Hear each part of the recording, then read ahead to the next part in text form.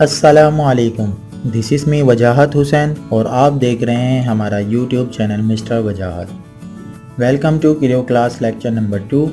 इस वीडियो में हम देखेंगे बेसिक टूल्स के बारे में। आप माउस पॉइंटर को किस तरीके से यूज़ कर सकते हैं और कुछ कांस्टेंट के बारे में। इसके बेसिकली हमारे पास क्रियो में 9 कांस्टेंट रिलेशन मौजूद होते हैं जो कि हम देखेंगे अभी इसमें। तो शुरू करते हैं आज की वीडियो।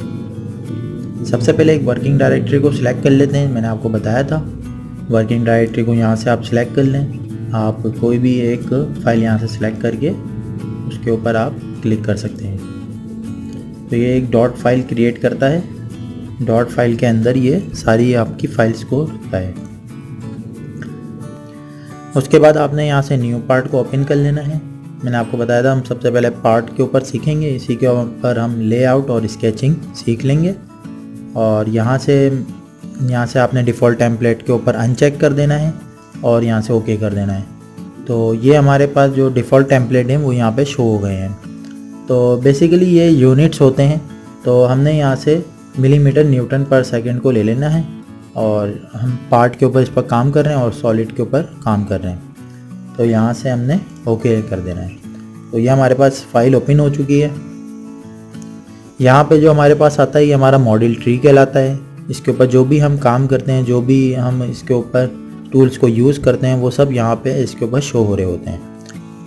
उसके अलावा ये ऊपर हमारे पास रिबन बार होती है। तो आज की वीडियो में हमने कुछ कांस्टेंट के बारे में देखना है। तो सबसे पहले एक स्केच बना लेते हैं। मैं यहाँ पे फ्रंट प्लेन पे एक स्केच ड्रॉ कर लेता हूँ। और मैंने आपको बताया था कि यहाँ से आपने स्केच व्यू को ले लेना है। तो यहाँ से हम कुछ ड्रॉ कर लेते हैं। यहाँ से हमने इसको ड्रॉ कर लिया है। सर्किल एक इसकी डायमेंशन दे देते हैं। तो आप देख रहे हैं कि यहाँ पर ये एक हमारे पास पार्ट आ चुका है। तो इसके लिए अब मुझे आपको कुछ माउस की इसकी टेक्निक बतानी है। तो वो आप देख लीजिए कि किस तरीके से होगी। सबसे पहले अगर आपको इसको मूव करना है यानी कि पैन करना है तो आप इसके साथ शिफ्ट दबा के मिडिल माउस बटन दबाएंगे। तो आप ये देख रहे हैं कि जिस तरफ मैं इसको लेकर जा रहा हूँ तो ये उसी तरफ जा रहा है।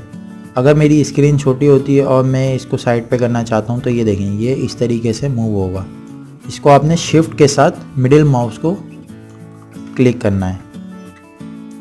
उसके अलावा आप अगर इसको रोटेट करना चाहते हैं तो रोटेट के लिए भी कंट्रोल के साथ आपको मिडिल माउस बटन दबाना होगा। तो आप ये देख रहे हैं कि ये रोटेट हो रहा है और ये मैं इसको राइट और लेफ़्ट की तरफ लेकर जा रहा हूँ। तो जब ये अपनी पोजीशन को चेंज कर रहा है, रोटेट हो रहा है यानी कि। और अगर मैं इसको जूम करना चाहता हूँ तो फिर इसको कंट्रोल के साथ अप एंड डाउन में करूँगा तो ये जूम और जूम इन और जूम आउट होता रहेगा। तो ये देख रहे हैं आप, जैसे मैं नीचे ला रहा हूँ तो ये जूम इन हो रहा है और जैसे ही ला रहा हूँ तो जूम आउट हो रहा है। ठीक है, इसी तरह स्क्रीन फिट का मैंने आपको पहले बता दिया था कि यहाँ से आप रिफिट करेंगे तो ये जो आपकी स्क्रीन के ऊपर होगा वो फिट हो जाएगा। डायमेंशन खुद ही ये एडजस्ट कर लेगा। तो अब कुछ कांस्टेंट के बारे में हमने देखना था कि कांस्टेंट क्या होते हैं, तो वो देख लेते हैं।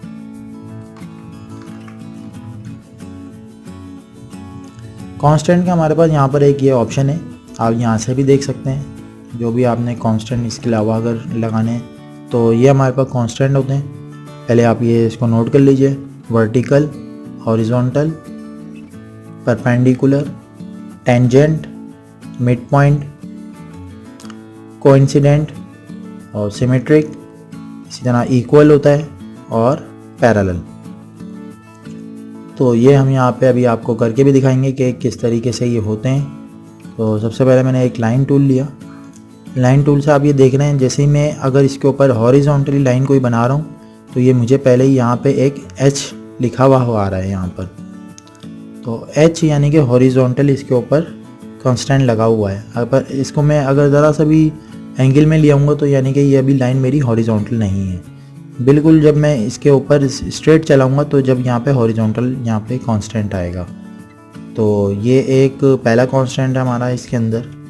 तो ये देखें इसी तरीके से अगर मुझे वर्टिकल लाइन चाहिए तो मैं वर्टिकल कांस्टेंट लगाऊंगा।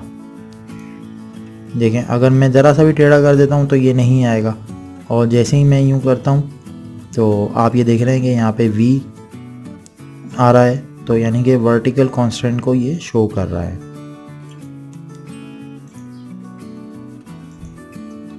ठीक है, इसी तरह अभी मैं आपको बताता हूँ परपेंडिकुलर का। तो परपेंडिकुलर का कुछ ऐसे देख लेते हैं कि ये हमारे पास एंगल में लाइन है कोई, ये मिड माउस से मैंने ख़त्म कर दिया, और अब मुझे लगानी है इसके परपेंडिकुलर लाइन लगानी है। तो मैं यहाँ पे एक लाइन ड्रॉ करता हूँ। तो ये देखें आप, जैसे ही मैं इसको आहिस्ता आहिस्ता इस तरफ को लाऊंगा तो ये इसके परपेंडिकुलर भी हो गई, और ये इक्वल लेंथ भी बता रहा है कि ये इक्वल लेंथ भी हो चुकी है इसकी। ठीक है, जो इक्वल का हमारे पास कांस्टेंट है वो भी इसके अंदर अप्लाई हो रहा है। तो अभी इक्वल का नहीं लेते हैं, अभी मैं आपको यहाँ पे सिर्फ परपेंडिकुलर का बता रहा हूँ। तो आप ये देख रहे हैं इसके ऊपर परपेंडिकुलर का शो हो गया है। इसी तरह अगर आपको पैरेलल लाइन लगानी है तो आप वो पैरेलल लाइन भी लगा सकते हैं।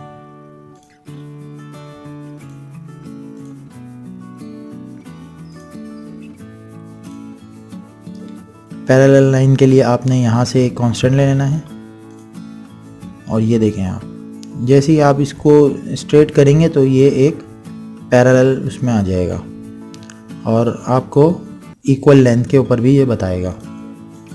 तो इसमें आपने देख लिया कि पैरेलल भी लग गया है और इक्वल लेंथ का भी लग गया, जो इक्वल हमारे पास था वो भी इसके ऊपर आ गया है। ठीक है, इक्वल का मैं आपको एक और बता देता हूँ इसी तरीके से। अगर आप कोई सर्किल ड्रॉ कर रहे हैं तो जैसे मैंने यहाँ पे एक सर्किल ड्रॉ करा, उसके बाद मैं एक और सर्किल ड्रॉ करना चाहता हूँ, तो ये देखें आप, जैसे ही मैं उसी रेडियस पे पहुँचूँगा तो ये वहाँ पे मुझे आर्क सिंबल को शो करेगा। तो ये हमारे पास एक कांस्टेंट है, इक्वल का कांस्टेंट है, जो कि ये सर्किल में भी अप्लाई हो रहा है। देखिए आप, ये डायमेंशन भी सिर्फ एक ही डायमेंशन अगर हम देंगे तो ये उसमें भी ओके हो जाएगा, यानी कि दोनों सर्किल खुद ही एडजस्ट हो जाएंगे सेम डायमेंशन के ऊपर। इसी तरह टेंजेंट का है। टेंजेंट आप जानते हैं कि कोई भी सेगमेंट किसी दूसरे सेगमेंट के साथ टच करे तो वो होता है। अब देखें, इसके ऊपर हम काम कर रहे हैं, अभी इसके ज़्यादा जूम है इसलिए तो हमें पता चल रहा है, लेकिन अगर हम काफ़ी जूम आउट हों तो हमें बिल्कुल नहीं पता चलता। तो जैसे ही ये इसके साथ टच होता है तो ये एक टी के यहाँ पे हमारे पास सिंबल आ जाता है। तो ये टेंजेंट को शो कर रहा है बेसिकली। आप यहाँ से भी देख सकते हैं टी से शो कर रहा है टेंजेंट, जहाँ पे भी टेंजेंट पॉइंट बना रहा है वहाँ पे ये एक दे रहा है। तो ये हमारे पास टेंजेंट पॉइंट हो गया है। इसी तरह कोइंसिडेंट का मैंने आपको बताना था। कोइंसिडेंट आप देख रहे होंगे काफ़ी दफ़ा मैंने जब यहाँ पे लाइन ड्रॉ कर रहा था तो ये कुछ पॉइंट आ रहे हैं मेरे पास। ये मैं यहाँ पर आता हूँ तो ये कुछ पॉइंट आ रहे हैं, देखें, ये ऊपर के साथ कनेक्ट हो गया, ये नीचे के साथ। तो हॉरिजॉन्टल और वर्टिकल मुझे दोनों तरफ से इसने कोइंसिडेंट दे दिए कि आपकी पहली लाइन इस पॉइंट पे थी, और अगर आप एक्स एक्सिस में बनाना चाहते हैं, वाई एक्सिस में इसी सेम पॉइंट पे बनाना चाहते हैं तो आप वहाँ से ये बना सकते हैं। जैसे ये एंगल में लाइन थी, अगर मैं इसी का कांस्टेंट लेना चाहता हूँ तो ये वही कांस्टेंट आ जाएगा मेरे पास,